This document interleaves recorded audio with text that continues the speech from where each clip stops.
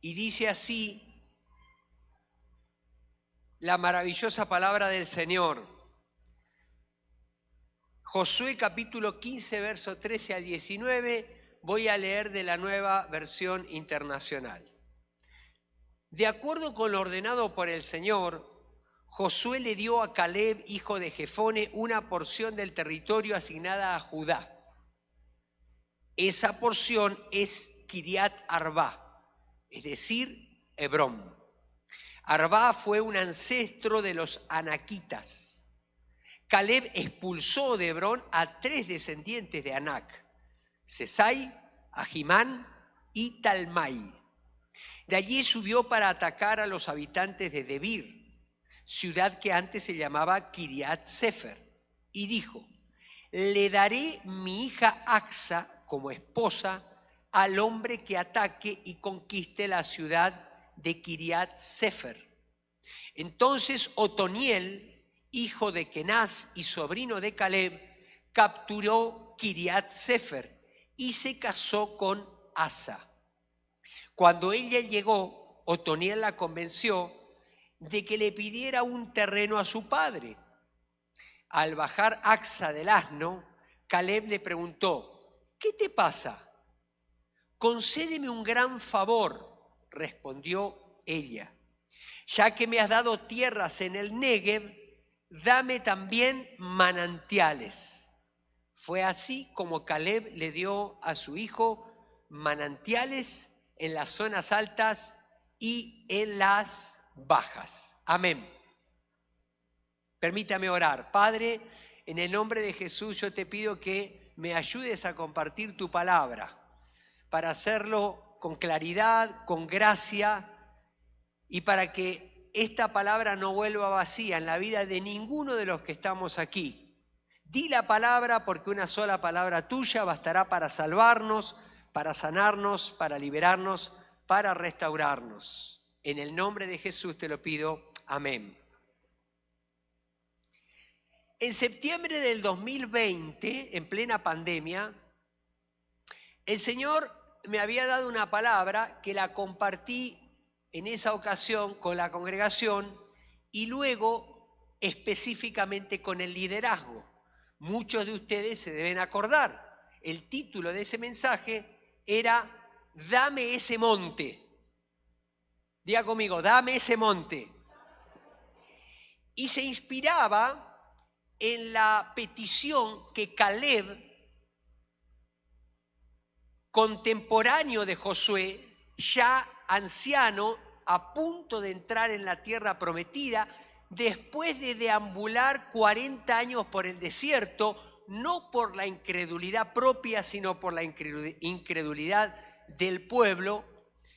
La petición que Caleb le hace a Josué, quien ahora estaba liderando al pueblo, para asirse y tomar aquello que Dios le había prometido. En ese entonces Dios nos dio una palabra rema como congregación. Una palabra rema es una palabra puntual, específica, que percibimos que Dios nos está hablando a nosotros. Todo esto es palabra de Dios. Pero cuando tú te relacionas con Dios de una manera constante, de una manera intencional, con una búsqueda sincera, Dios, además de hablarnos a todos a través de la Escritura, Dios nos da palabras específicas para nosotros en un momento determinado de nuestra vida. Y esa palabra nos va a sostener en determinados momentos, a veces por varios años, a veces para salir de una situación específica, una promesa, algo de lo cual nos asimos, nos tomamos. Y entonces viene a ser lo que dice la Escritura en Efesios capítulo 6, que la palabra de Dios es la espada del Espíritu, es decir, una rema, una palabra específica que esgrimimos de parte de Dios. Dios nos dio una palabra a toda la iglesia en esa oportunidad, septiembre del 2020, que era que Dios iba a levantar de entre nosotros una generación de manantiales. Diga conmigo, generación de manantiales.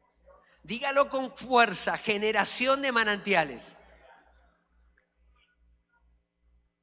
Y esa palabra se inspira en esta historia doméstica que está dentro de esa gran historia de la conquista de la tierra prometida, y es la historia de cómo Otoniel conoce a quien sería su esposa Acsa y se gana no solamente a la esposa, sino una dote mayor a la que él podría acceder. Caleb ya no es el protagonista de esta historia, sino su hija Acsa y su yerno Otoniel, que además es su sobrino. Así que Otoniel y Acsa pasan a ser el prototipo de esta generación de manantiales. Quiero que le digas a 2 o 3 personas a tu alrededor: generación de manantiales, por favor.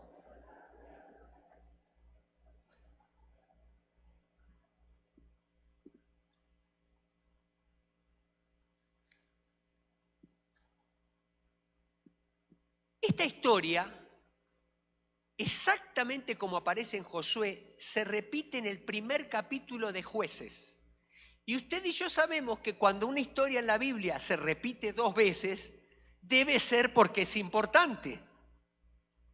Porque Dios, por medio de su Espíritu, hizo que el cronista de Josué, así como el de Jueces, introdujeran esta historia en nuestras Biblias. Así que la generación de manantiales los caracterizan, a saber, 5 cosas. Y si usted está anotando, tome nota de esto o apúntelo en su celular, y quiero que hoy sí sea un mensaje muy práctico y se lo lleve. En primer lugar, la generación de manantiales saben lo que quieren.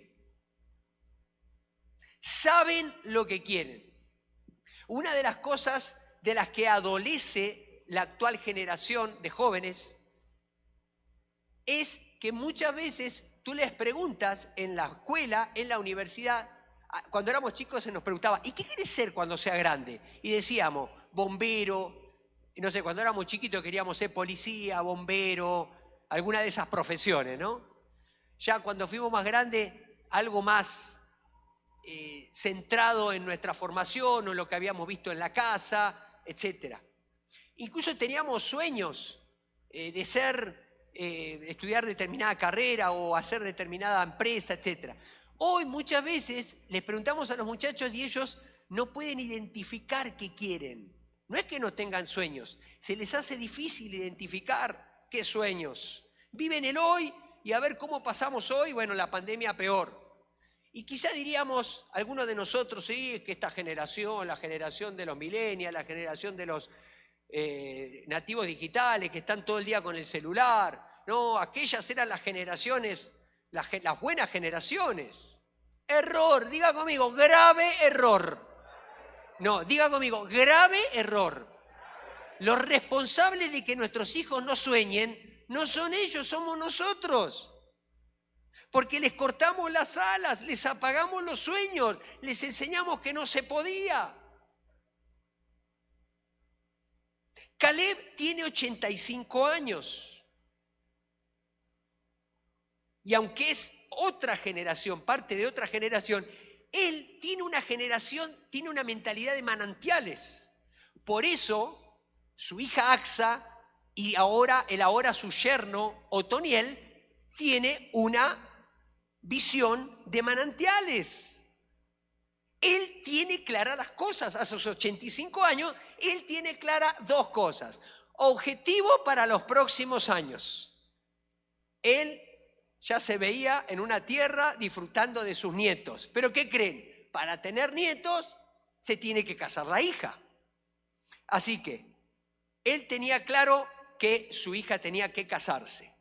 Y en segundo lugar, él tenía un título de propiedad que se lo había dado Josué, quien era entonces el líder principal del pueblo, que decía que le pertenecía la zona de Judá, pero decía el papel, había que tomarla, había que estar ahí, había que pisar la tierra.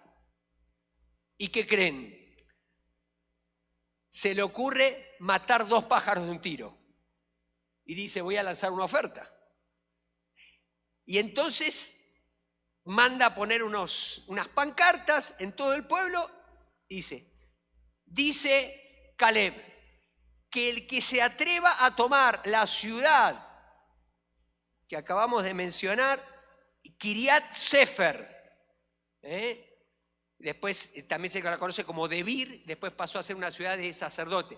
Quien se atreve a tomar esa ciudad donde todavía hay descendientes de los anaseos, es decir, gigantes, es una ciudad difícil, pero el que se atreva a tomarla, le voy a dar como recompensa a mi hija Axa.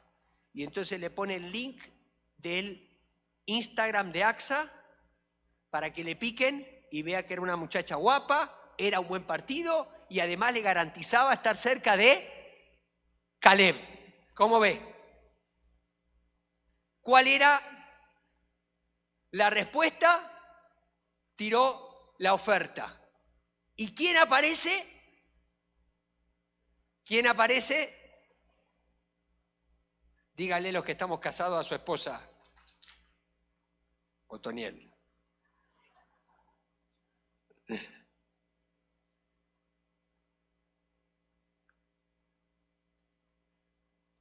Otoniel también tenía dos cosas claras. En primer lugar, quería casarse, quería formar una familia. Tenía claro eso. Y yo me identifiqué con Otoniel porque desde que me acuerdo, yo quería casarme y tener una familia. Y cuando apareció mi esposa no tuve que pensarlo mucho, porque estábamos muy conectados con lo que nos unía, que era el amor al Señor en primer lugar y el llamado al ministerio. Y por si fuera poco, estaba guapísima. Bueno, está, pero estoy hablando hace 28 años atrás, 29, perdón, con uno de... Y en ese momento, o sea, si me decían que tenía que tomar una ciudad, la tomaba. De hecho, no fue fácil convencerla a mi suegra, fue como una ciudad.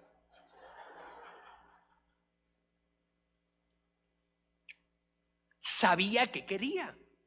Nuestros hijos necesitan saber qué quieren, pero para eso nosotros también necesitamos saber qué queremos.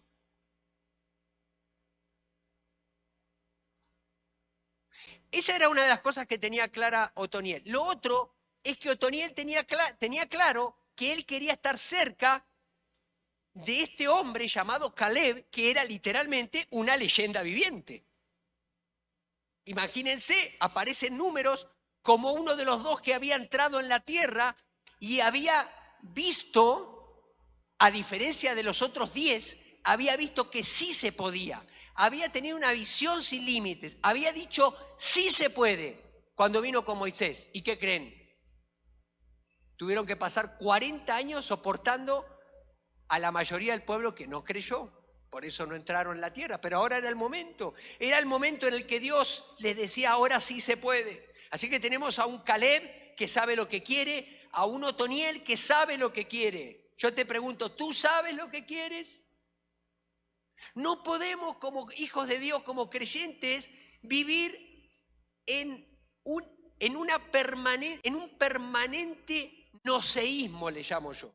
Tú le dices a alguien, ¿y qué quieres de esto, de tu negocio? No sé, a ver lo que salga.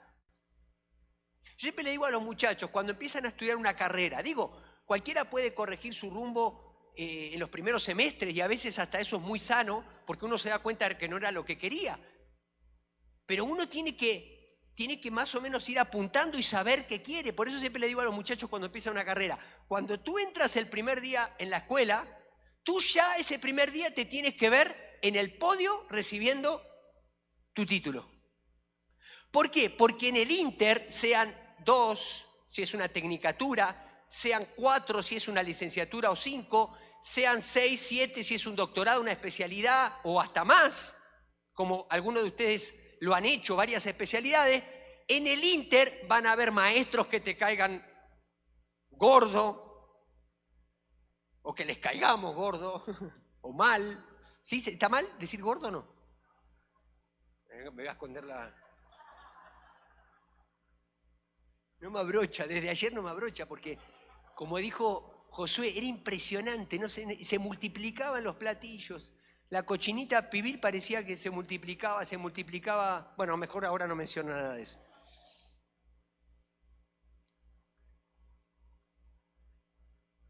Bueno, ya me fui para otro lado, ahora ¿cómo regreso? ¿Por qué estaba diciendo eso? El noceísmo, gracias.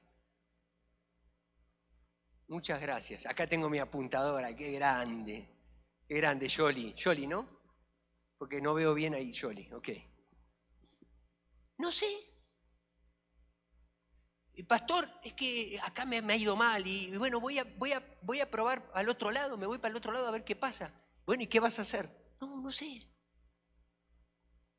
Y necesitamos saber. Saber es una responsabilidad. No saber es un acto de irresponsabilidad. No saber lo que uno quiere no es una buena idea, porque si usted no sabe lo que quiere, sus hijos menos.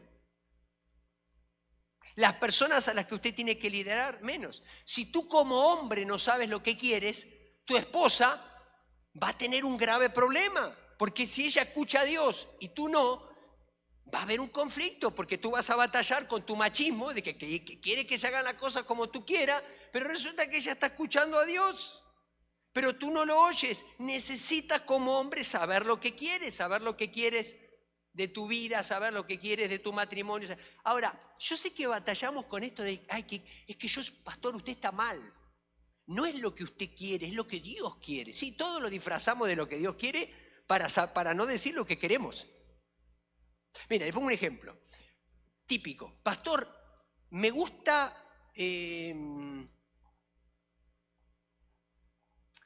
María, que es un nombre común, ¿no? Me gusta María. Ay, pero no sé si es la persona de Dios para mí. Entonces yo lo miro y le digo, que encima querés que yo te diga a ver si es la persona de Dios o no. Mira, ¿y qué tengo que hacer? Mira, tú ve y dile, María, me gustas. Quiero casarme contigo. Si te dice que sí, era de Dios. Si te dice que no, no era de Dios. ¡Qué difícil! Es que a todos le echamos un manto de piedad de si Dios quiere, si Dios quiere. Nosotros tenemos la responsabilidad de saber lo que Dios quiere, para cuando oremos, orar lo que Dios quiere, para que entonces se haga lo que Dios quiere.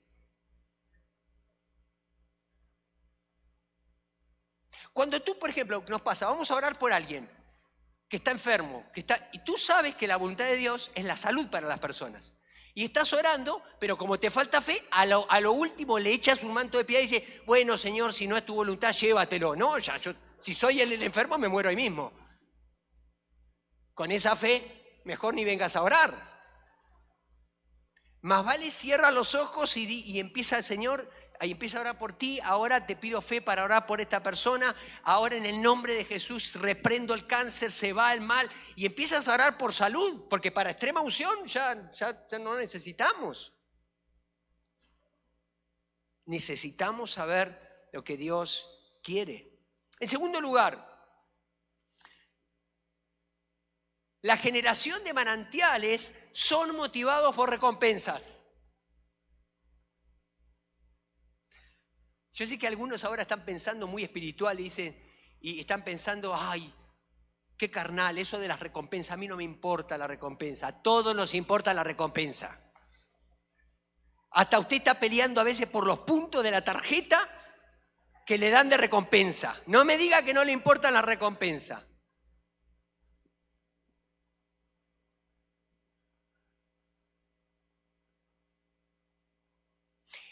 La más famosa historia épica de Israel, para los que estuvimos en la escuela dominical y para los que no, sigue siendo la historia de David y Goliat. Es tan épica que ahí en el Salón de los Niños está representada la historia de David y Goliat, porque representa una gran victoria previa al reinado de David, ¿no es cierto? El antecesor en la línea de la genealogía de nuestro Señor Jesucristo, por eso es el hijo de David. Y dice en esa historia relatada en 1 Samuel capítulo 17, dice que cuenta antes que David llega porque su papá le manda un lonche, era Uber David, ¿no es cierto? Va con el lonche, llega al campamento, no tenía nada que hacer ahí David, lo manda el papá a llevar un lonche, pero escucha, porque el tipo estaba atento a escuchar a Dios. Y como dijimos la vez pasada, Dios habla a través de la Escritura, obviamente, Dios habla a través de la oración, eso hacía David cuando tocaba el arpa y cuidaba a los animalitos, pero Dios también habla a través de las personas y a través de las circunstancias. Él llega y escucha que algunos decían, como dice el pasaje, ven a ese hombre que sale a desafiar a Israel, a quien lo venza y lo mate, el rey lo colmará de riquezas.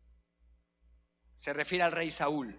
Además, le dará a su hija como esposa y su familia quedará exenta de impuestos aquí en Israel.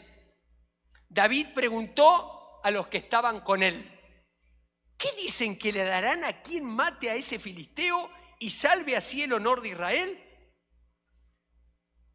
Ya lo había escuchado, es una pregunta retórica, como diciendo, más fuerte, a ver, ¿quién dice? A ver, David, número 1, lana. Número 2, la esposa, que está muy guapa, la hija de Saúl. Número 3, exención del SAT. Para vos, tu familia y para siempre. No, con la tercera ya la armé, dijo David. Las otras dos, qué padre. ¿Quién se cree este? Ahí le sale lo espiritual. Primero dijo, ¿qué le darán? Se conectó con la recompensa y luego salió el espiritual. ¿Quién se cree este filisteo pagano que se atreve a desafiar al ejército del Dios viviente? No te hagas el espiritual. La recompensa es para llegar a lo espiritual. La recompensa es legítima. Todos, nuestra mentalidad está preparada para un sistema de recompensas. No es pecado tener. Cuando Abraham fue llamado por Dios, él también se movió por un sistema de recompensas. David, aquí vemos que es movido por un sistema de recompensas. La recompensa es un canal legítimo que Dios usa conforme a nuestro diseño mental para perseguir algo cercano que tiene un impacto a más largo plazo.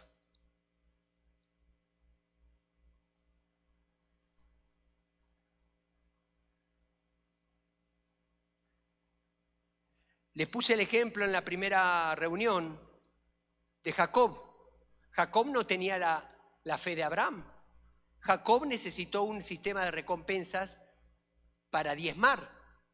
Y le dijo a Dios, Señor, yo sé que mi padre Abraham diezmó de todo el botín por principio. Él llegó y le dio a Melquisedec todo, pero a mí la fe no me da. Le dijo, si tú me prosperas de todo lo que me des, yo te voy a dar el 10%.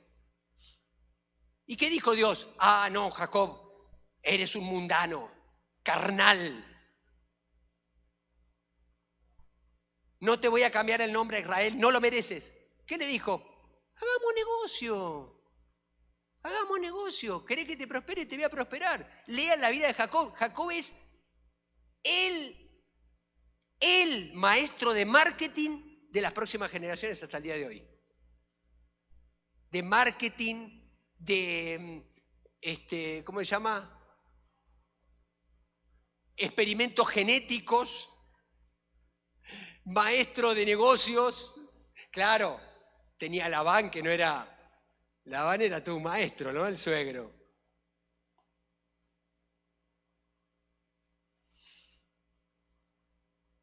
La generación de manantiales sabe lo que quiere y es movida por recompensas legítimas.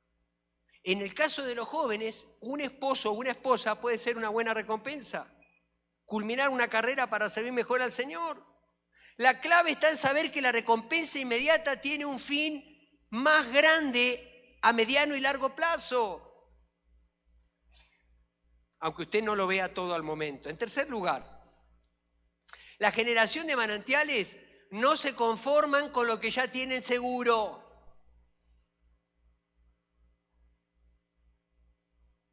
Yo les dije la vez pasada que la mayoría de nosotros somos producto de una formación, de una educación que promovía de que el éxito en la vida era, en el mejor de los casos, ser el empleado del mes. Si te iba bien, en la gran corporación. Y si no, por lo menos en McDonald's. Ahí salía.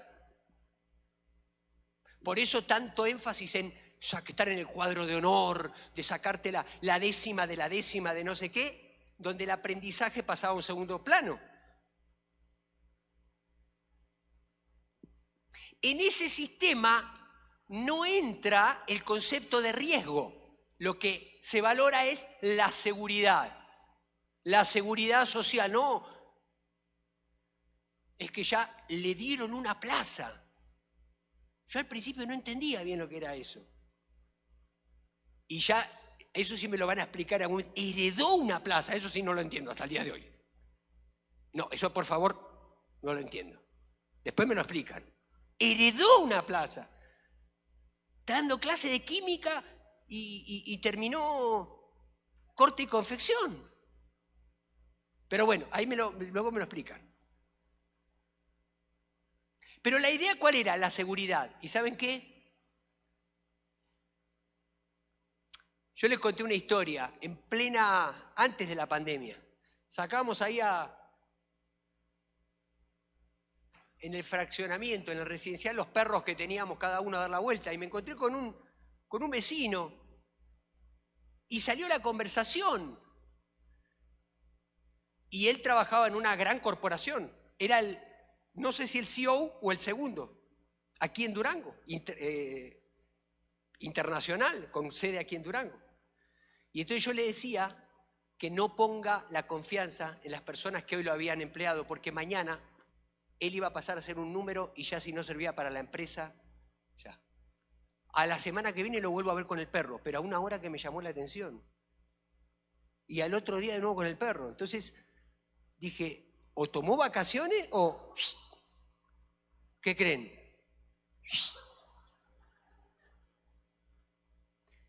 Cayó en una depresión, problema con el matrimonio, porque toda la vida de él estaba rodeada. Un vecino de ahí de mi residencial se tuvo que ir a otro lugar, ya no podía sostener la casa. Toda la vida, y aunque recibió una buena indemnización, todos sabemos que las indemnizaciones se acaban.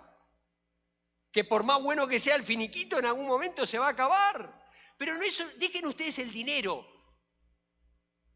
Lo que comporta emocional, afectiva y volitivamente, que después de que hoy todo el mundo te hablaba, te pedía que le soluciones cosas, tú tenías poder de decisión acá, al otro día no te habla ni tu mamá.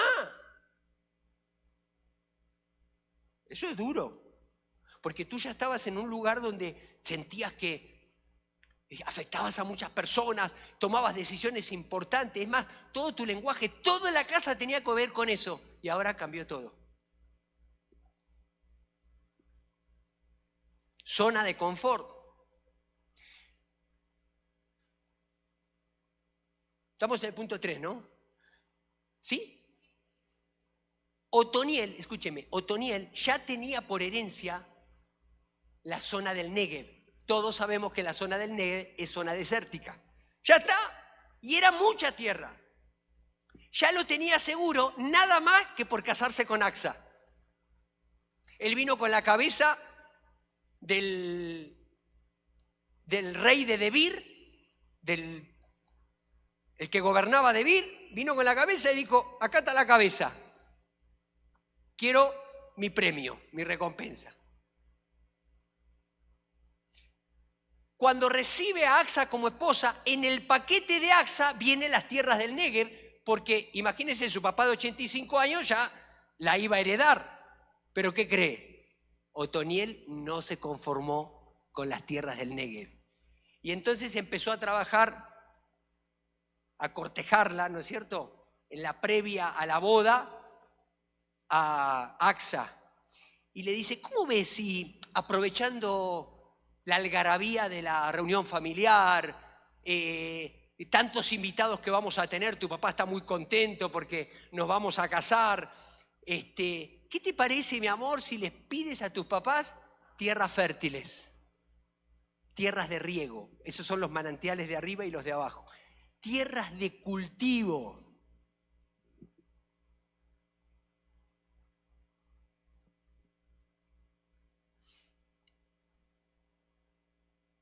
¿Por qué tierras de cultivo? Porque él tenía una mirada a largo plazo. Él sabía que el botín que se consigue en la guerra en algún momento también se acaba. Se acaba la indemnización de la guerra y entonces hay que trabajar y hay que producir. Y las tierras del desierto ciertamente eran bastantes, pero no eran tan buenas como las de riego, como las tierras fértiles. Entonces le dice, ¿qué te parece si en la dote le pedís y de una vez, de paso a cañazo, ¿no es cierto? Que nos meta también esas tierras. Porque iba a necesitar vivir de la agricultura en algún momento cuando la tierra esté en paz. Eso es sanidad. Sanidad no es pensar que todo se va a acabar y que bien va a venir un aerolito. Nosotros ya sabemos que Cristo va a venir, que algún día todo este mundo se va a acabar. Pero sanidad no es levantarse cada mañana para ver si hoy es el apocalipsis. Sanidad es levantarse para construir y para que no se suicide más gente. Termínenla con, por favor, andar viendo a ver cuándo se acaba el mundo. El mundo se acaba cuando se tiene que acabar. Eso solamente Dios lo sabe. Su responsabilidad es hacer que la gente no se mate. Y la mía. Por eso como iglesia estamos trabajando. Por eso estamos comprometidos con los planes sociales. Por eso con los planes sociales, me refiero no del gobierno, los planes, lo que tiene que ver con la sociedad. Estamos trabajando en la cárcel, estamos trabajando con los adictos, estamos trabajando en la sierra, estamos trabajando en distintos lugares y todavía eso es muy poco lo que estamos haciendo. Necesitamos hacer más. Porque no es nuestro problema ver cuándo se acaba el mundo. Nuestro problema es decirle a la gente que hay esperanza en Jesús y que si se acaba todo, le pertenecemos a Él. La generación de manantiales no es conformista. Sueña más grande que sus padres. Distingue entre conformismo y contentamiento. Y aquí déjenme hacer una nota que no mencioné en la primera reunión. Porque cuenta la historia que se baja Axa del asno y se baja del asno y antes de que Axa le diga algo a su papá le dice, ¿qué traes? Zorro viejo. Zorro viejo.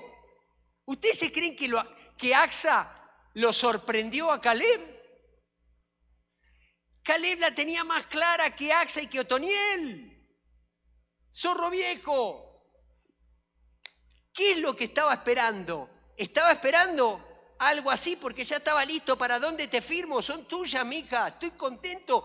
Este muchacho la tiene clara. ¿Por qué? Porque no le pidió un parque de diversiones, le pidió tierra para labrar.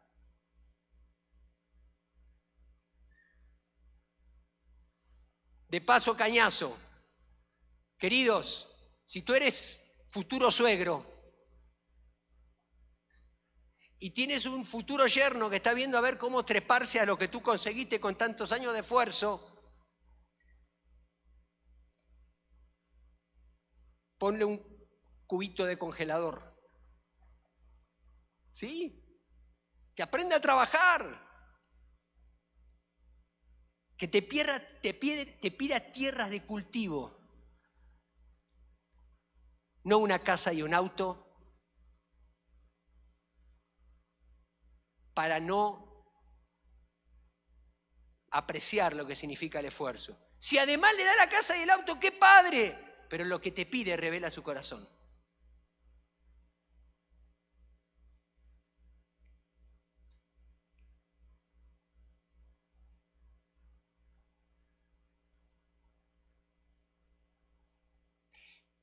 Otoniel logra, que ya lo vamos a ver más adelante, logra que el pueblo y él vivan en paz.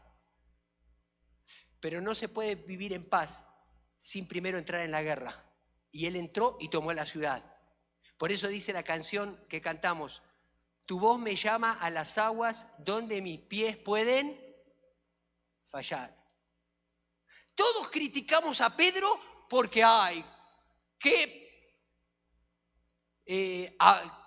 ¿cómo se dice? Impulsivo. Qué impulsivo, Pedro. ¿A quién se le ocurre ir caminando donde el Señor, Señor, llévame hasta que caminó sobre las aguas y luego lo criticamos peor? Es que le faltó la fe y se hundió. Y esas son las circunstancias de la vida y hacemos una exégesis del pasaje, pero ninguno de nosotros decimos, por lo menos el tipo se tiró. Se caminó en el agua. O sea, a ver, ¿quién de acá caminó en el agua? Levante la mano. Aunque sea un ratito. ¿Ven? Pero todos lo criticamos a Pedro. La falta de fe de Pedro. Un estudio sobre la falta de fe de Pedro. ¡Qué bárbaro! Es un ejemplo de lo que no hay que hacer. ¿Y por qué no de lo que sí? Por lo menos tuvo la experiencia de caminar un cachito en el agua. Después se pegó un zambullón. Yo también me pego un zambullón. Me tiro y me mojo. Pero ¿quién camina en el agua? Él tuvo la experiencia porque se arriesgó. En un momento sus pies empezaron a temblar porque dejó de mirar a Jesús y todo lo que usted quiera. Pero ¿quién le quita lo bailado? O lo caminado sería en este entonces. ¿Sí o no? En cuarto lugar, la generación de manantiales aprovechan las oportunidades para conseguirlo sabiamente. Aquello que quieren, aquello que saben que Dios les dio permiso de tomar, aquello que ya no es parte de la seguridad, porque siempre van más allá, porque saben que Dios tiene más cosas, esos son los manantiales. Otoniel sabía que ningún padre, ni hebreo, ni árabe, ni mexicano, se resiste a la petición de una hija. Siempre pasa, ¿no? En la familia, cuando hablamos, las hijas tienen conflicto con las mamás. Pero cuando la mamá no le da algo, ¿con quién van? Con papá. Y papá le da todo. Y después tiene un problema entre papá y mamá. Porque saben que pueden, que el papá no va a poder. Es una cosa, me imagino que es una cosa fuertísima, ¿no? Paréntesis, si usted está en ese caso, sencillamente dígale a su hija, ¿y qué te dijo mamá? En mi caso es al revés. Generalmente lo primero que reciben mis hijos de mí, en una cosa que ellos saben que es, no se puede eso. ¿Con quién se creen que van?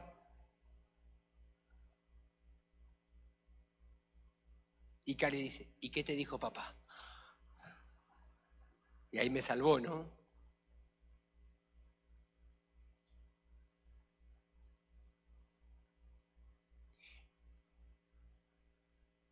Otoniel persuade a Axa de que haga las gestiones con su futuro suegro. Tierras de cultivo. Y tenía que aprovechar la oportunidad. Regalo de bodas. Y luego se iba a lucir en la fiesta, imagínense.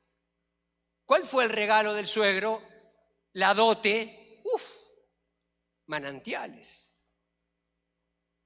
Queridos, Dios no nos ha dado un espíritu de temor, sino de amor, de poder y de buen juicio. Así traduce las versiones más modernas.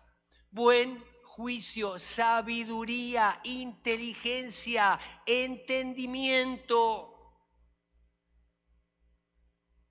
No podemos ganar personas de nuestro entorno, en nuestro trabajo, si nosotros en aras de que vamos a la iglesia llegamos tarde al trabajo.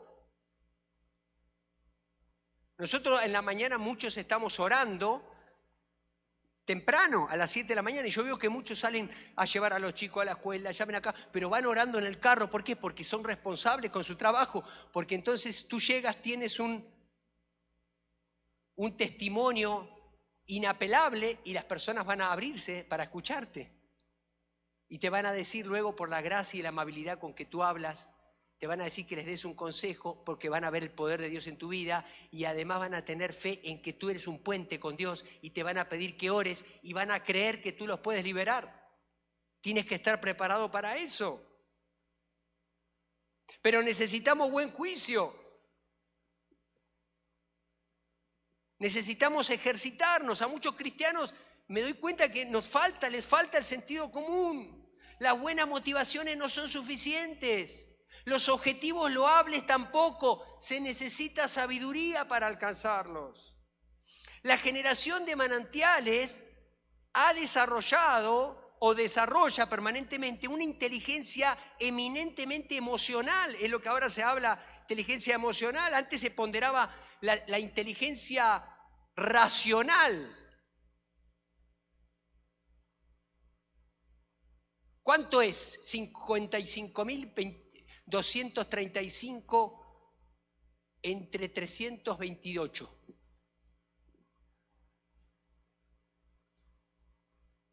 Yo en mi época ya era un burro, no lo había sacado. Nomás los más listos del salón lo podían sacar.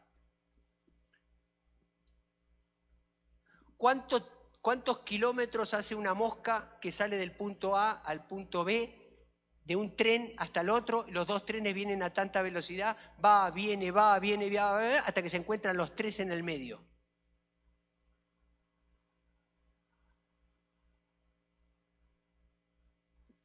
¿Pero qué creen? Esas cosas son muy buenas y son válidas en ciertos ámbitos, pero fundamentalmente en la vida se necesita una inteligencia que tenían nuestras abuelitas, que habían hecho segundo o tercer grado, pero que se relacionaban bien con todos los vecinos. Nosotros tenemos doctorado y hasta los perros nos salen corriendo. A mi abuela, que no había tenido, creo que quinto grado de primaria, la querían hasta los árboles del barrio. Cuando murió María, hicieron una fila que no entraban todos en la casa velatoria.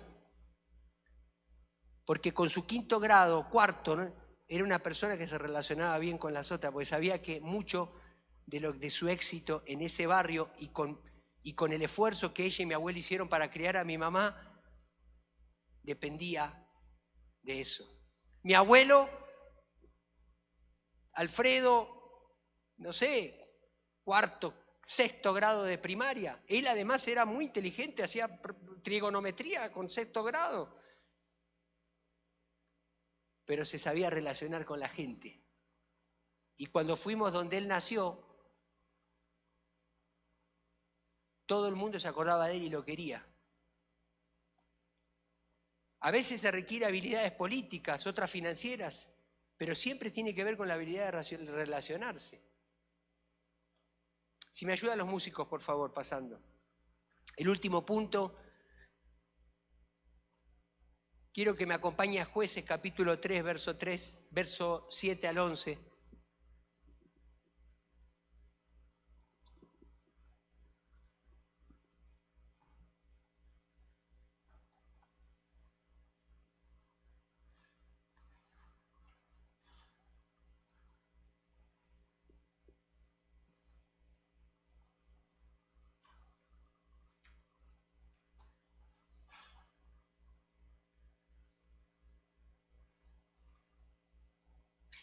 Porque muchos de nosotros estamos diciendo, ya está, ya la armó, ya la hizo, estuvo cerca de Caleb, se casa con Axa, tiene la cabeza del gigante, ya la armó, Otoniel,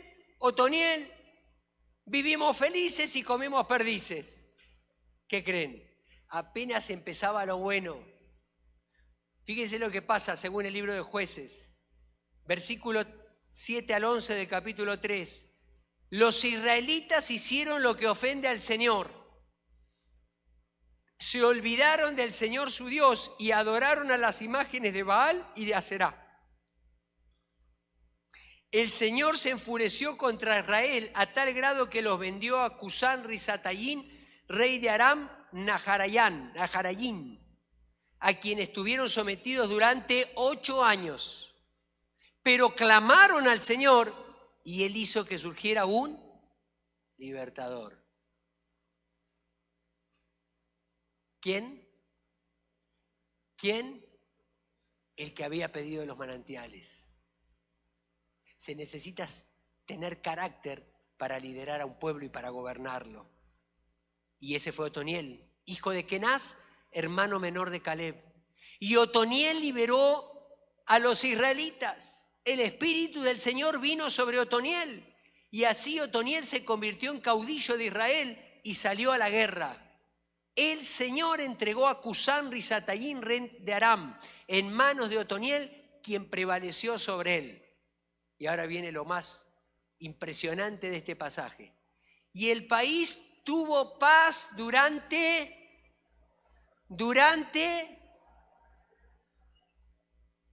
los mismos años que tuvo que aguantar al pueblo incrédulo en el desierto.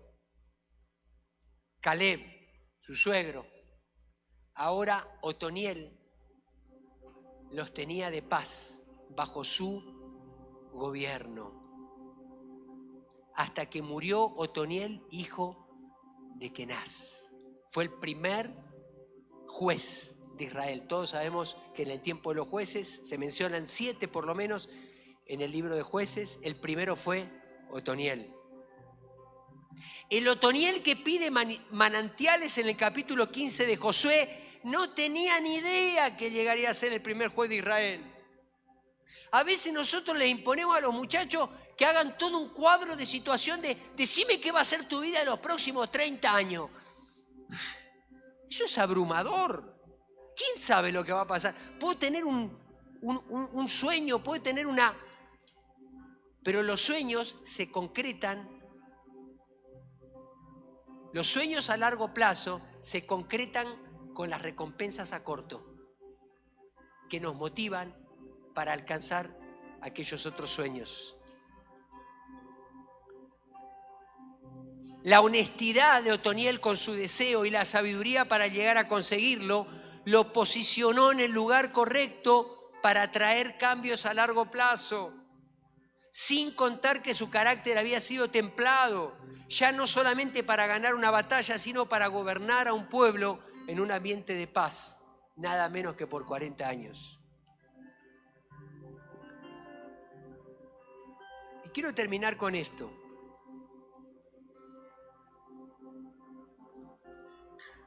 Hay como un pensamiento, especialmente en América Latina, de que ¿cuándo vendrá el próximo caudillo a cambiar todas las cosas? Y le atribuimos a los poderes fácticos un carácter mesiánico, sea el gobierno que votamos o que venga una dictadura o que algo suceda pero que nos cambie todo, porque nosotros muchas veces no queremos asumir la responsabilidad de ir por los manantiales para alguna vez gozar de 40 años de prosperidad.